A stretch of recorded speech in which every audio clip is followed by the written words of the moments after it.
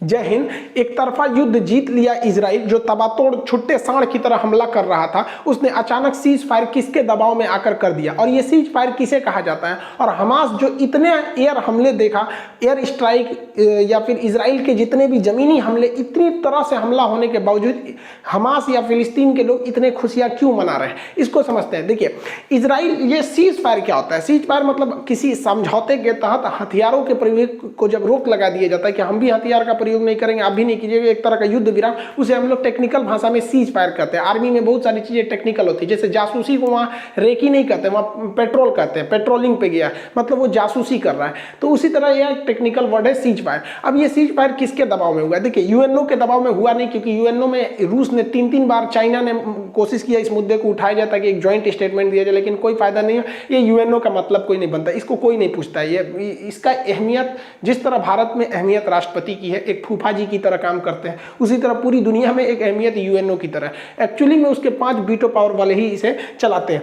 अब कुछ लोग का पाकिस्तान, देखिए, पाकिस्तान हमला कर ही नहीं सकता था, क्योंकि पाकिस्तान को पता था कि अगर ये हमला करने के लिए अपनी फौज को भेजते फिलिस्तीन को बचाने के लिए, तो भारत इधर कर देता उसको पीओके पर हमला करने के लिए, क्योंकि भैया हमको तो मौका मिल जाता। लेकिन ये लोग यूएनओ में, इनके विदेश मंत्री गए, थोड़ा सा भाषण दिए कि अमेरिका वगैरह हमेशा इजराइल का ही साथ देते हैं, हमें प्रोटेक्शन फोर्स बनाना चाहिए वगैरह वगैरह, दुनिया भर का इन्होंने अपनी बात बोला। और इनकी यहाँ तो रैली निकलने लगी थी। इनकी यहाँ पाकिस्तान के कुछ नेता कहते थे कि पाकिस्तान को अपने परमाणु बम को निकालना चाहिए, और एक साथ 2 निकालना चाहिए, एक तो मार दे इजराइल पर, एक तो मार दे भारत पे। अरे भाई साहब, हम लोग क्या किए थे? मतलब मारो तो हम लोग कौन चीज अपना परमाणु बम का लिए रखे हैं, परमाणु बम मारे, इन सब को बातें नहीं करना, इन सब का अलग ही लेवल है। और सऊदी अरब वाले, इन लोग का मतलब कुछ खास डिप्लोमेटिक वो रहा नहीं था। हालांकि ये अलग बात था कि दुनिया के कई सारे देश जो थे इजराइल पे दबाव बना रहे थे। इजराइल पर सबसे ज़्यादा दबाव काम किया तो 2 देशों का। ये तैयबुल अर्दोगान इनिशिएटिव जरूर लिए थे तुर्की के, लेकिन इसमें काम किया एक जो बाइडेन ने खुद अपना एक डेलीगेशन भेज रखा था, जो इजराइल में रह के ही उन पर दबाव बना रहा था। क्योंकि अगर इजराइल जो बाइडेन की बात नहीं मानता, तो आपको ही पता है, देखिए, जो बाइडेन की जो पार्टी है, डेमोक्रेटिक पार्टी, ये एक तरह से कहिए तो अरब देशों के साथ इनके मतलब अरब ईरान समर्थित रहते हैं सब। और जो रिपब्लिकन पार्टी थी ट्रम्प की, वो खुलकर इजराइल के साथ रहती थी, तो इनकी पार्टी उतना इजराइल मतलब को उतना फेवर नहीं करती है। हालांकि जब नीतियां बनती हैं तो ऐसा नहीं है कि सरकार चेंज होने से पूरी तरह नीतियां चेंज हो जाती है। देखिए, इजराइल पर 2 ओर से हमला हो रहे थे। गाजा से कर रहा था हमास, और सीरिया से कर रहा था यहाँ पर इस्लामिक जिहाद नामक एक आतंकवादी संगठन। तो ये लोग इधर हमला कर रहे थे, तो सीरिया में रूस के बहुत सारे सैन्य अड्डा है, इसलिए रूस को लगा था कि भैया अगर ये इधर हमला करेगा तो इनके सैनिकों को जवाबी कार्रवाई में अगर ये बम मार के गिरा देते हैं वहां पे, तो युद्ध बड़ा हो सकता है। लेकिन सबसे ज्यादा दबाव बनाया तो मिस्र ने, क्योंकि मिस्र यानी इजिप्ट को पता था कि जितने लोग गाजा से भागेंगे वो इजिप्ट में ही भागेंगे। इवन यहाँ पर हॉस्पिटल वगैरह उनके लिए बनाया गया, रहने खाने का जगह दिया गया, इसलिए सबसे ज्यादा दबाव बनाया तो इजिप्ट ने बनाया। और इजिप्ट की बात, इजिप्ट एक्चुअली क्या है, यहाँ दोनों के बीच में, इजिप्ट और इजराइल के बीच में एक मित्रवत संबंध है, समझौता भी हो चुका है, तो कई दबाव काम किए। लेकिन सबसे ज्यादा अगर कोई दबाव बना रहा था तो इजिप्ट, क्योंकि उसको पता था कि इसी को झेलना पड़ेगा। 11 दिन तक चले इस हमले में 250 से ज्यादा फिलिस्तीन के लोग मारे गए हैं, 1400 से ज्यादा लोग घायल हो गए हैं। हालांकि इजराइल को कंपैरेटिवली बहुत कम क्षति पहुंची है, लेकिन वहां पे भी मासूमों की जान गई है, लगभग 12 लोगों की वहां पे भी जान गई है। लेकिन इस बीच इजराइल ने गाजा पट्टी में घुसकर हमास की तो धज्जी उड़ा दी है अपने एयर स्ट्राइक के द्वारा। हमास के आतंकवादियों की जो पनडुब्बी थी तो उसको इन्होंने ध्वस्त कर दिया। ये पनडुब्बी बहुत बड़ी नहीं थी, ये रिमोट से चलने वाली थी। साथ में इन्होंने ड्रोन भी बना रखा था, ये रिमोट से चलता है, इसलिए ड्रोन का कोई कैमरा नहीं, इसमें बम लगा दो, वहां जाके गिरेगा, ब्लास्ट कर जाएगा। पनडुब्बी उनके किसी जहाज वगैरह से टकरा दो, ब्लास्ट करेगा। एक्चुअली हमास का मेन टारगेट रहता है कि इजराइल को इकोनॉमिकल लॉस कैसे किया जाए, क्योंकि इसके 1 लाख के सामान को बर्बाद करने के लिए, काउंटर करने के लिए इजराइल को करोड़ों खर्च करने पड़ते हैं, यानी दोनों में लगभग 10 से 20 गुने का अंतर रहता है। इस बार के एयर स्ट्राइक में इजराइल ने चुन चुन के गाजा पट्टी में जितने भी हमास के सुरंग थे, ये लोग अंडरग्राउंड सुरंग में भाग जाते थे, छुप जाते थे, तो हमास के जितने भी सुरंग थे, जगह जगह ऐसा हल्का सा गड्ढा रहेगा, इसमें से अगर घुसेंगे तो पूरा अंदर से सुरंग बनाए रहते थे, तो पूरा सुरंग में घुस घुस के मार रहा है सब। और हमास को बहुत ज्यादा क्षति पहुंचाया इजराइल ने। इजराइल का मेन टारगेट था कि गाजा पट्टी पे वहां के इंफ्रास्ट्रक्चर और गाजा पट्टी के वहां पे जो एडमिनिस्ट्रेशन है, साथ ही साथ हमास को आज से 20 साल पीछे ढकेल देना। इसलिए उन्होंने बहुत तगड़ा झटका दिया। उनके जो पावर सप्लाई थे, बिजली सप्लाई वगैरह था, उसको उड़ा दिया इन लोगों ने। साथ ही उनका जो वाटर सप्लाई था उसको काट दिया। और यहाँ जो इजराइल इसराइल के जो टैंक्स थे, तोप थे, वो लगातार इंडस्ट्रियल एरिया में बड़ी बड़ी इंफ्रास्ट्रक्चर बिल्डिंग वगैरह को ढाते जा रहे थे लोग, और इतना ज्यादा तबाही मचा दिया कि इस टूटे हुए इंफ्रास्ट्रक्चर को दोबारा करने में इसे 20 साल से ज्यादा लग जाएंगे। इतना खतरनाक तबाही था कि गूगल इमेज पे भी देखेंगे तो वो इमेज क्लियर नहीं आ रही थी, ब्लर आ रही थी, जबकि हमले से पहले का इमेज एक्चुअली एकदम बढ़िया था। इसमें बहुत सारे मासूमों की भी जान गई। दोनों ओर से भाई युद्ध होगा तो ऐसा हो ही नहीं सकता कि दोनों ओर से जान नहीं जाएगी। इजराइल का कहना था कि हम पूरी तरह से चौपट कर देंगे गाजा पट्टी को, हमास को, तभी हम शांत होंगे, जबकि हमास ने कहा कि भैया हम अब सरेंडर कर रहे हैं, हमको बिच्छी का इलाज नहीं पता था और सांप के बिल में हाथ डाल दिए थे, इसलिए भैया हमको माफ करो। हम तुमसे दो ही शर्त रखते हैं कि जो शेख जर्रा है वहां पे लोग लगभग जो 200 फैमिली है फिलिस्तीनियों की, उन्हें आप जबरदस्ती ना निकालें, और जो अलग सा मस्जिद है इसमें आप सिक्योरिटी यानी सेना वगैरह को ना घुसाएं, हम इतनी बात मान लीजिए तो हम युद्ध विराम कर देते हैं। तो इसने भाई खुलेआम बोल दिया। ये जो छुट्टा साड़ हमारे नेतन्याहू भाई है, इन्होंने क्या कहा कि भैया हम वहां पे उन लोग को जबरदस्ती खाली कराएंगे और जरूरत पड़ी तो दोबारा हम इसमें घुसेंगे भी। लेकिन इनके ऊपर इंटरनेशनल प्रेशर ज्यादा था, जिस वजह से सीज फायर करना इन्हें मजबूरी बन गया। सीज फायर होने के एक दिन बाद ही जब फ्राइडे की नमाज पढ़ने के बाद बहुत सारे लोग अलक्सा मस्जिद में जमा हुए थे, तो अचानक इजरायली पुलिस वहां अंदर घुस जाती है और स्टन ग्रेनेड और रबड़ बुलेट से गोली चलाने लगती है। हालांकि इस हमले में किसी की जान नहीं जाती है, लेकिन दर्जनों लोग घायल हो जाते हैं। इजराइल का कहना है कि यहाँ ये लोग खुशी मना रहे थे कि हमारी जीत हो गई, गाजा की जीत हो गई, और इन लोगों ने पुलिस को प्रोवोक किया, इसलिए पुलिस अंदर घुसी और इन लोग को मारने लगी यहाँ पर। जबकि फिलिस्तीन के लोगों का कहना है कि ये जानबूझ के अंदर आए थे। देखिए यहाँ हो क्या रहा है कि गाजा कह रहा है कि हम जीत गए, फिलिस्तीन और इजराइल कह रहा है कि हम जीत गए, और इसमें ना इजराइल के प्रधानमंत्री को अपने अंदर थोड़ी आलोचना देखने को मिल रही थी, इस वजह से वो अंदर घुस गए ताकि ये दिखाने लगे कि हमारी जीत हुई है। एक्चुअली में यहाँ जीत किसी की नहीं हुई है भाई। देखिए भारी तो पड़ा है इजराइल, नो डाउट, हमेशा से वही भारी पड़ा है, वो बार बार उकसाएगा। हम हमेशा कहते हैं कि बार बार वो अलक्सा मस्जिद वगैरह को लेकर उकसाएगा। इस उकसावे का घाटा क्या होगा कि अलक्सा मस्जिद इस वेस्टर्न बैंक की ओर है, और यहाँ से तो हिंसा होती है, यहाँ भी हिंसा होगा, ताकि आने वाले वक्त में इजराइल इनको भी धो सके और इनको भी धो सके। यहाँ पर यूएनओ को करना चाहिए कि प्रॉपर वहां पर एक इंटेलिजेंस को इकट्ठा करे, वहां पर प्रॉपर सिक्योरिटी रखे, ताकि पता चले कि गलती किसकी है, वरना गलती किसी की भी रही दोनों ओर से जान जाती है, और इसमें मासूम लोग मरते हैं लोग दोनों ओर से। देखिए आर्मी और आतंकवादी इन लोग की लड़ाई तक में जहां तक सीमित होती है, बट यहाँ इतनी डेंस पॉपुलेशन है कि निहत्ते लोगों की भी जान चली जाती है। और इसके इतने होने के बावजूद ये लोग खुशी क्यों मना रहे हैं? इनका कहना, हमास का और फिलिस्तीन के लोगों का कहना है ये लोग घर से निकल गए, अपने टूटा फूटा जहां पे धज्जी उड़ा दिया था बम से ना, वहां पे ये लोग खुशी मना रहे हैं। रीजन समझिए क्या, हिटलर की एक पुरानी कहावत याद होगा कि किसी को इतना ना निचोड़ दो, इतना ना बर्बाद कर दो कि जिंदा रहने को ही वो अपना विकास और खुशनसीबी समझे। तो इजराइल ने भी यही किया, इतना ना कूचा है कि ये लोग जिंदा रहने पे ही खुशी मनाते कि चलो भैया हमला तो नहीं हो रहा है। क्यों? रीजन समझिए, इजराइल के यहूदियों को सबसे बुरी तरह से किसने कूचा था? तो हिटलर नहीं कूचा था। तो हिटलर ने जिस सिद्धांत के तहत यहूदियों को कूचा, तो ये वही सिद्धांत कूच दिए सब फिलिस्तीनियों पे। क्योंकि आइंस्टीन ने क्या कहा था, ऊर्जा संरक्षित नहीं, ऊर्जा ना तो उत्पन्न हो सकती है ना तो नष्ट की जा सकती है, इसे एक रूप से दूसरे रूप में बदला जा सकता है। तो हिटलर ने इनको कूचा, ये कूच रहे हैं फिलिस्तीन वालों को। एक्चुअली में ये लोग खुशी क्यों मना रहे हैं? देखिए नेतन्याहू ने कह दिया था कि हम लोग गाजा पट्टी को पूरी तरह से कब्जा कर लेंगे, और इनको डर हो गया था हमास वाले को कि अगर ये गाजा पट्टी को कब्जा कर लिया तो 57 के 57 मुस्लिम देश इन्हें नहीं रोक सकते हैं। क्योंकि इजराइल का पुराना इतिहास रहा है कि वो 6 डे वार में 1967 के पास 60 के दशक में उसने एक साथ 7 देशों को हरा दिया था, पूरी मुस्लिम कंट्री के 7 देशों को। अब 2021 में इसने OIC जो इस्लामिक कंट्री है उनके 57 देशों को घुटने पर टिका दिया। तो इससे लड़ना इन लोग के पास बहुत मुश्किल है, ये नहीं जीत पाएंगे। लेकिन बावजूद इन्होंने सीज फायर किया जब इजराइल ने, तो इन लोग खुशी मनाने लगे कि भैया हमारा गाजा बच गया। लेकिन उसने कहा है कि हम दोबारा हमला कर देंगे अगर हमारे ऊपर हुआ हमला तो। बेंजामिन नेतन्याहू की सरकार तो अभी खुद ही बहुमत की सरकार नहीं है, उनके गठबंधन की सरकार है। तो इस सीज फायर के फैसले के बाद इनके यहाँ राजनीतिक अस्थिरता देखी जा रही है। इनके गठबंधन के नेता कह रहे हैं कि आपने सीज फायर क्यों किया, हमास को पूरी तरह से क्यों नहीं दिया? क्योंकि आप हमेशा कहते थे कि हमारी सरकार आएगी तो हम हमास को उखाड़ फेंकेंगे, पिछले 10 साल से आपकी सरकार है और हमास इतने बड़े बड़े हमले करते जा रहा है, आपको सरकार से हटा देंगे। तो देखिए तत्कालीन इन्होंने जो नेतन्याहू पे है, पूरे इंटरनेशनल प्रेशर इतना ज्यादा था, इवन भारत जैसा देश में भी इजराइल के साथ में नहीं था। आप यूएनओ में भी देखे होंगे, हमारा स्पष्ट संदेश था कि हम 2 देश चाहते हैं कि इजराइल और फिलिस्तीन दोनों, और हम फिलिस्तीन के साथ खड़े हैं। India's strong support to the just Palestinian cause.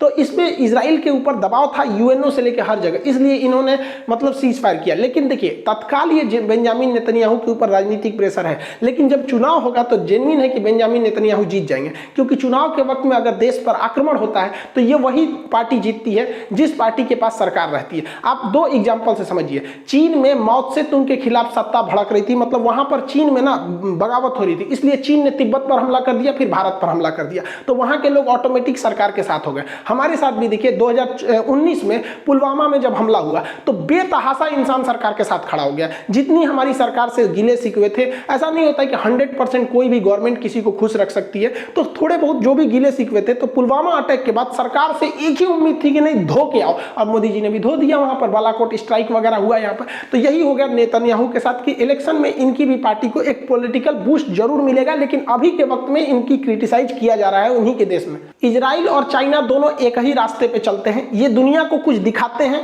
दुनिया उसे देखती है, लेकिन पर्दे के पीछे ये लोग कुछ और कर रहे होते हैं। आप ध्यान से समझिए, इन दोनों का चाल आपको बताते हैं। 1948 में फिलिस्तीन पर पूरी तरह से धावा बोल दिया इजराइल ने और पूरी तरह से अपना क्षेत्रफल विस्तार करना चालू किया। सेम उसी तरह चाइना ने तिब्बत को 1959 में कब्जा कर लिया। यहाँ पर दोनों साथ साथ देखते चलिएगा। फिलिस्तीन के बाद ये अगला नंबर किया गोलान की पहाड़ियों पर। गोलान जो सीरिया में है, इन पहाड़ियों को कब्जा कर लिया क्योंकि सेना की दृष्टि से वो जगह बहुत ही जबरदस्त था। उसी तरह चाइना ने ही क्या किया, तिब्बत पर कब्जा करने के बाद अक्साई चीन पर कब्जा कर लिया, क्योंकि अक्साई चीन जो है लद्दाख के ऊपर का एरिया है, ये ऊंचा है और स्ट्रेटेजिक सेना के रूप से महत्व है। दोनों सेम काम कर रहे हैं, आप देखते चलिए यहाँ पे।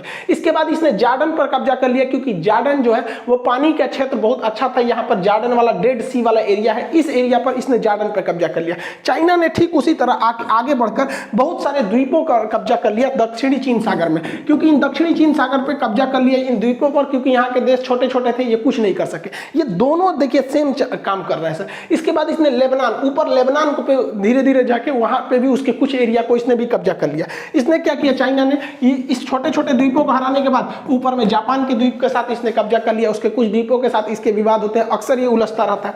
आप देखेंगे अब चाइना की नजर है और इजराइल दोनों की नजर है कि हमें कैसे प्राकृतिक संसाधन, पेट्रोलियम, गैस, मछली, ये सब समुद्र से कैसे मिलेंगे। उसका जो तमार ऑयल फील्ड है, यहाँ बहुत बड़ा ऑयल का फील्ड है, यही नीति पे चल दिया चाइना में। उसने दक्षिणी चीन सागर पर पूरा कब्जा करने बैठ गया है, क्योंकि दक्षिणी चीन सागर दुनिया का सबसे बड़ा समुद्र होने के साथ साथ यहाँ पर बहुत ही बड़ी मात्रा में पेट्रोलियम और गैस फील्ड को पाया जाता है। इन दोनों के युद्ध नीति में चार चीज बहुत तेज शामिल रहते हैं। सबसे पहले ये तब हमला करते हैं जब वर्ल्ड बिजी रहता है, जब दुनिया का ध्यान कहीं और भटका रहता है, तो ये लोग अटैक करके अपना क्षेत्रफल बढ़ा लेते हैं। दुनिया जैसे उभरी थी द्वितीय विश्व युद्ध से, सब शांति चाह रहे थे, इधर इन्होंने फिलिस्तीन पर विस्तार कर लिया। ठीक उसी तरह 1960-61 में अमेरिका और रूस युद्ध के कगार पर पहुंच गए थे। क्यूबन मिसाइल क्राइसिस, क्यूबा को लेकर पूरी दुनिया इंतजार कर रही थी, आज युद्ध हो जाएगा कि 2 घंटे बाद होगा कि कल होगा, इतना भयानक था। इसी का मौका देख के चाइना ने क्या कर लिया, धाए से 1959 में तिब्बत कब्जा कर लिया, 1962 में हमारे ऊपर हमला करके अक्साई चीन कब्जा कर लिया। पिछली बार जब लॉकडाउन लगा था तो चाइना ने क्या किया, हांगकांग पर नियम बना दिया कि यहाँ हांगकांग पे हमारी सरकार रहेगी, जो हम यहाँ पे डिप्यूट करेंगे। यहाँ कोरोना को देखकर देखिए पूरी दुनिया कोरोना के बीच में बिजी है, इजराइल कोरोना से निपट गया, शेख जर्रा, जेरूसलम और गाजा को इधर फाइल निपटा दिया। तो ये इनका पहला सिद्धांत है कि दुनिया का जब भी बिजी देखो हमला कर दो। इजराइल और फिलिस्तीन दोनों का जो सेकेंड चाल है उसे कहते हैं टू स्टेप अटैक। ये क्या होता है समझिए, ये लोग क्या करते हैं, आप ऐसे समझिए क्या, अगर हम किसी का 100 रुपया ले लें और सोचते हैं कि उसका 100 रुपया न लौटाए, तो उस इंसान को देख के भागना नहीं है, बल्कि जब वो इंसान मिले ना तो उल्टे उससे टोको, हमारा 5000 रुपया दो, 5000 दो। तू कहेगा कैसा 5000, हम कहेंगे 5000 दो, कैसा 5000, 5000 पे बात हो जाएगा, और जो हम पहले से पैसे वाले के बैठे हैं वो लोग भूल जाएंगे। ये दोनों सेम काम कर रहे हैं, ध्यान दीजिए। अभी जो हुआ है वो जमीन को लेकर हुआ है, यहाँ पर वेस्टर्न बैंक पे शेख जर्रा पर। इजराइल ने कहा कि शेख जर्रा हम खाली करेंगे, शेख जर्रा हम खाली करेंगे, और इधर गाजा से हमला होने लगा यहाँ पर। तो ये जानबूझ के ऐसा काम करता है यहाँ हल्ला हो, और इसने क्या किया, तबातोड़ गाजा और हमास को थूर दिया। पूरी दुनिया का ध्यान चला गया गाजा पर, पूरी दुनिया गाजा को बचाने में लग गई कि भैया गाजा का तुम बाजा मत बजाओ, गाजा का बहुते बाजा बज गया। इजराइल ने कचर कचर के हमास को थूरा, कचर कचर के थूरा, क्योंकि इजराइल का ये 2 स्टेप है कि पहला स्टेप में किसी को कब्जा कर लो और दूसरा स्टेप पर और भयानक हमला करो कि पूरी दुनिया को सल्टाने में लग जाए, पिछवा वाला लोग भुला जाए। तो शेख जर्रा को कोई बतिए नहीं करे, शेख जर्रा के लोग करे ससुरा हमरो हाल चाल ले रहे। यहाँ पे यही करता है चाइना। चाइना ने तिब्बत पे कब्जा किया, ध्यान से समझिए, चाइना ने तिब्बत पे कब्जा किया 1959 में। और इस ससुरा चाइना को पता था कि भारत गुटनिरपेक्ष है, भारत इंसानियत पे चलता है, सही गलत के रास्ता को अच्छे से पहचानता है, भारत कभी ना कहीं भी आवाज उठाएगा। इसलिए ये ससुरा सेकंड स्टेप में चल दिया, कहां पर, लद्दाख पे, क्योंकि भारत अब तिब्बत का मैटर नहीं उठाएगा। अब तू कहेगा लद्दाख मेरा, लद्दाख तुम्हारा, लद्दाख मेरा, लद्दाख तुम्हारा, तिब्बत का मैटर चल जाएगा। यहां चाइना को लालच आ गया, उसने कहा कि तिब्बत अच्छा है, इससे भी अच्छा लद्दाख है, हम लद्दाख को नहीं छोड़ेंगे।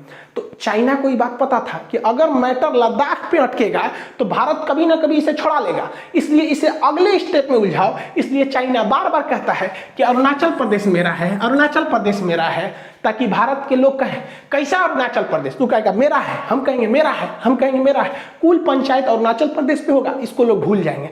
अजब हाल है। भारत सरकार को कहना चाहिए ससुरा बीजिंग हमारा है, तो बाप का नहीं है, क्योंकि यहाँ पे है चीन की दीवार। अब भारत सरकार को कहना चाहिए हमारे नक्शा के हिसाब से चीन की दीवार के उधर ना चाइना है, इधर तो है ये नहीं है। सोचिए आपको कुत्ता की तरह बोलिए। इनका तीसरा प्लान जो होता है वो होता है फ्यूचर अटैक का फियर दिखाना, भविष्य में और भयानक हमला करने का डर दिखा देना। तो इजराइल गाजा को धोया और इतना धोया, उसके बाद कहता है कि अभी मेरा ग्रेटर इजराइल बनाना है, अभी हम मिस्र से जमीन छीनेंगे, जॉर्डन से छीनेंगे, कुवैत से, सऊदी अरब से, सीरिया से, लेबनान से, इन सब से छीनेंगे।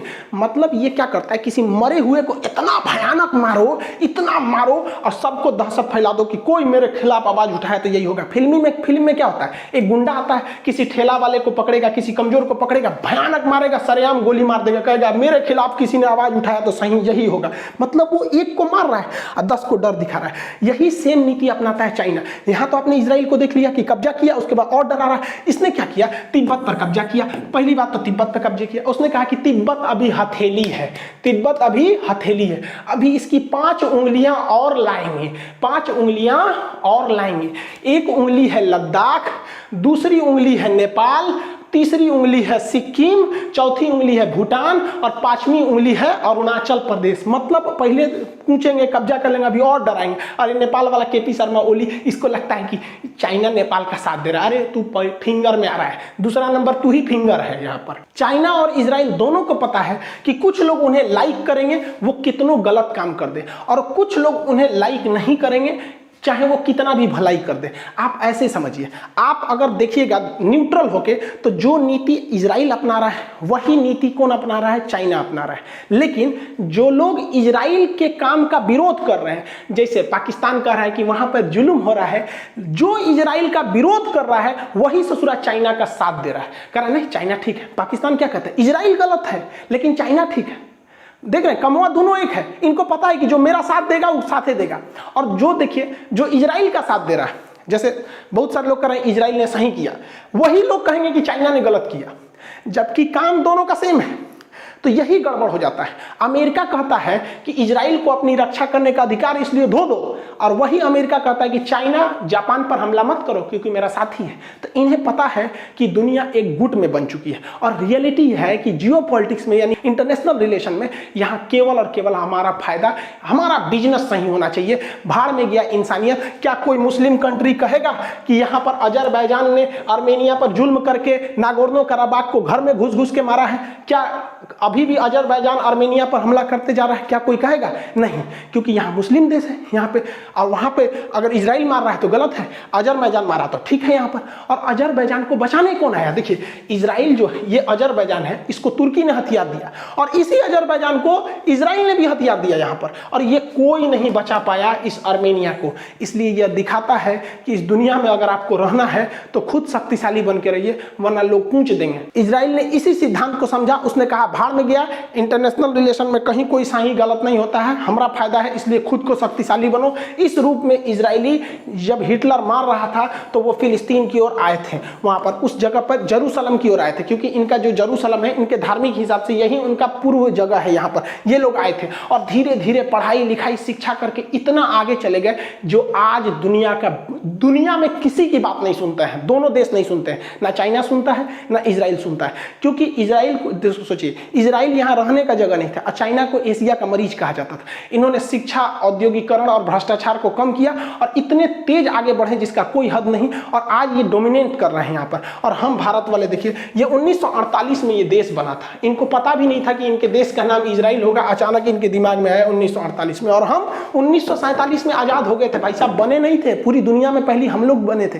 पूरी दुनिया की सबसे बेहतरीन औद्योगिक और नगरीय सभ्यता हमारी सिंधु सभ्यता थी, हमसे पुरानी मेसोपोटामिया थी लेकिन वो देहाती सभ्यता थी, ग्रामीण थी, और हम लोग सबसे शहरी सभ्यता थी। और आज 1947 से लेकर 2021 तक में आज देखिए ना, हम लोग, हमारा जियोपॉलिटिक्स, हमारे रिलेशन डिपेंड करते हैं कि हमें कौन चीज घटल है। हम रूस से दुश्मनी नहीं ले सकते हैं क्यों, हमें हथियार कौन देगा। हम अमेरिका से दुश्मनी नहीं ले सकते हैं, अपाची हेलीकॉप्टर कौन देगा। हम फ्रांस को खुश रखना चाहते हैं क्योंकि राफेल कौन देगा। हमारे देश में देखिए क्या सेंटीमेंट बन रहा है। 1861 में लॉर्ड मैकाले ने हमारी शिक्षा व्यवस्था को इस कदर बर्बाद किया कि हम लोग को इस तरह से ढाला कि हम वो देख ही नहीं सकते हैं जो हमारे सामने छुपाया जाता है। बस वही चीज देखा, हम लोग खुश होते हैं, राफेल आया, राफेल आया। अरे आपने सोचा हमारे 47 में आजादी के बाद जो देश बना वो कितना आगे निकल गया। हमें रडार खरीदना है तो इजराइल से, हम लोग अपनी रक्षा जरूरतों को दूसरे देश पर डिपेंड होता है। लेकिन हम और आपके अपने आप से सवाल पूछ सकते हैं कि आज के वक्त में भी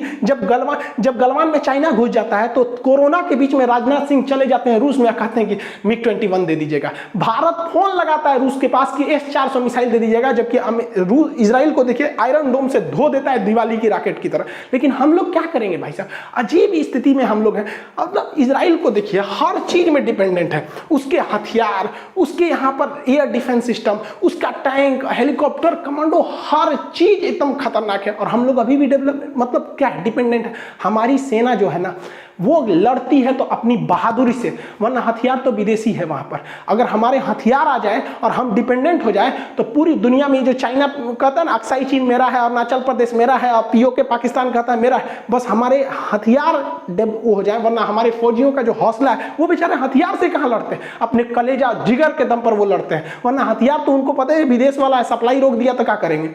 आज हर मायने में इजराइल डेवलप हो गया, चाहे वो एनर्जी सेक्टर में हो या फिर वो किसी भी एग्रीकल्चर में हो, इंटरनेशनल रिलेशन में, कोई उस पर दबाव काम नहीं कर रहा है। और हम लोग के ऊपर आज भी विदेशी लोग का दबाव रहता है क्योंकि हमें डिपेंड ही नहीं है। चाइना से इतना हमला हुआ लेकिन हम चाइना से सामान नहीं रोक पाए। हमारे यहाँ एक ही चीज में डिपेंडेंसी है, नेतागिरी में। कोई नेता विदेश से नहीं जाता है सलाह लेने, हमको चुनाव जीतने में मदद कीजिए। ये लोग आत्मनिर्भर है, यही इसी में तो डेवलपमेंट हुआ है। सोच रहे यहाँ पर कभी सोचे कि हम लोगों ने चुनाव कराने के लिए बैलेट अमेरिका से मंगाए हैं, पर्चा मंगाए हैं जापान से, ये सब यहीं पे बनेगा, पर्चा साटने के लिए, झंडा लड़ाने के लिए, ऐसे ऐसे ये सब टेक्निक। और इजराइल डेवलप होता गया। हम लोग क्या है कि हम लोग की जो शिक्षा व्यवस्था को लॉर्ड मैकाले ने इस तरह से चौपट किया ना कि हम लोग को मतलब सही गलत क्या है, मतलब जहां जो मैटर हुआ, जैसे इजराइल फिलिस्तीन में हुआ, सब लोग देखने लगे इजराइल गलत है फिलिस्तीन, भैया इसका अन्य जगह पे क्या इफेक्ट पड़ेगा। और रियल में देखिए, अगर हम लोग आत्मनिर्भर होते तो बहुत से जगह पे हम लोग को अपना सर झुका के रहना पड़ता है क्योंकि कहीं वो नाराज ना हो जाए। और इजराइल जैसा छोटा देश पूरी दुनिया को ललकार के कहता है कि मैं घूस के मारेंगे ओके घर में। इजराइल कितना छोटा है, आप अंदाजा लगाइए कि इजराइल की जो जनसंख्या है, नेट पे सर्च करिएगा, इजराइल की जनसंख्या 9 मिलियन है और उससे ज्यादा हमारे सब्सक्राइबर हैं सब। सोचिए नेतन्याहू भाई, इनको क्या कहें हम यहाँ पर, बताइए। इतना छोटा देश इतना ज्यादा डेवलप है। ये डेवलप इसीलिए है क्योंकि इन्हें अपनी कमी का एहसास है और उसे सुधारते भी हैं। और हम लोग के साथ प्रॉब्लम क्या, अगर कोई कह दिया ना कि हम लोग में थोड़ा डेवलपमेंट पीछे, तो लोग कहते हैं सोचा क्या, कैसे बात करता, हम कहाँ पीछे हैं, हम इससे आगे, उससे। अजीब हाल है यार। आप खुद को सुधारिए, सही और गलत को पहचानिए। हम क्या है कि भाई हम कुछ जो रियलिटी हम बोल देते हैं। अब कुछ फिलिस्तीन के समर्थक हैं, उन्हें वो सोचते हैं कि हम सर फिलिस्तीन के बारे में बोलेंगे, और जो इजराइल के मूड में बनाए हैं उनको लगता है कि हम इजराइल का, भैया जो रियलिटी हम वही बताते हैं। इसी चक्कर में सोच रहा, हमारे ऊपर 2019 में ना 8 गो बम मारे था हमारे ऊपर, भयानक वाला। लेकिन हम भी क्या अपने नेतन्याहू से कम है क्या, ये भी 9 मिलियन जनसंख्या को संभालते हैं। हम भी 9 मिलियन सब्सक्राइबर को संभालते हैं, हम भी ना हटने वाले हैं। आई होप आप इजराइल फिलिस्तीन के इस कॉन्फ्लिक्ट को समझ रहे होंगे। और इस बार के एग्जाम के प्रोस्पेक्टिव पे अगर देखेंगे तो ये इतना लंबा हो गया है कि इसे किसी भी पीसीएस या फिर यूपीएससी में आपको मेंस एग्जाम में लिखने को दे सकता है। और इसमें 3 चीजें और आपको समझना पड़ेगा। एक, आयरन डोम सिस्टम कैसे काम करता है। देखिए, आयरन डोम सबसे छोटा सिस्टम है, वो हमास जैसे आतंकवादियों के लिए ठीक है। भारत को आयरन डोम मिला, आयरन डोम रिजेक्ट कर लिया। वही आयरन डोम से भी ज्यादा खतरनाक है स्पाइडर एसआर, उससे तगड़ा स्पाइडर एमआर, उससे तगड़ा है कि डेविड स्लिंग, उससे भी भयानक है एरो 2, उससे खतरनाक है एरो 3, उससे खतरनाक है बैलिस्टिक सिस्टम। बहुत ज्यादा उसके कई लेयर में सिक्योरिटी है, इसको समझना जरूरी है, उसको भी समझा देंगे। दूसरा कि ये जो यहूदी हैं और जो मुस्लिम हैं, इनकी कुछ चीजें कॉमन मैच करती है। जैसे यहूदी हो गए, ईसाई हो गए और मुस्लिम हो गए, ये तीनों इब्राहिम को मानते हैं। इसलिए आप देखे होंगे इजराइल और अरब के बीच में जो समझौता हुआ था उसका नाम भी था इब्राहिम अकॉर्ड। तो एक इसको समझना जरूरी है, क्योंकि यहां पर जो अल-अक्सा मस्जिद है, देखिए ये अल-अक्सा मस्जिद है और ये डोम ऑफ रॉक है। अब ये जो कहते हैं ये वेस्टर्न वॉल है, इजराइल कहता है कि भैया हम यहां पर, ये मेरी मंदिर थी, मतलब इनका जो सोलोमन टेम्पल था। तो सोलोमन को इजराइल वाले भी कहते हैं और मुसलमान भी कहते हैं कि सुलेमान। तो मुसलमान उन्हें सुलेमान अलैहिस्सलाम कहते हैं, ये उन्हें कहते हैं सोलोमन टेम्पल कहते हैं। अब इनमें काफी विवाद है। तो अल-अक्सा के बारे में पढ़ेंगे कि भैया ये क्यों इतना फेमस हो गया। आयरन डोम के बारे में और थोड़ा इनके पुराने एंसेस्टर्स के बारे में हम लोग समझेंगे। आई होप आप इसे समझे होंगे। मिलेंगे नेक्स्ट क्लास में। जय हिंद।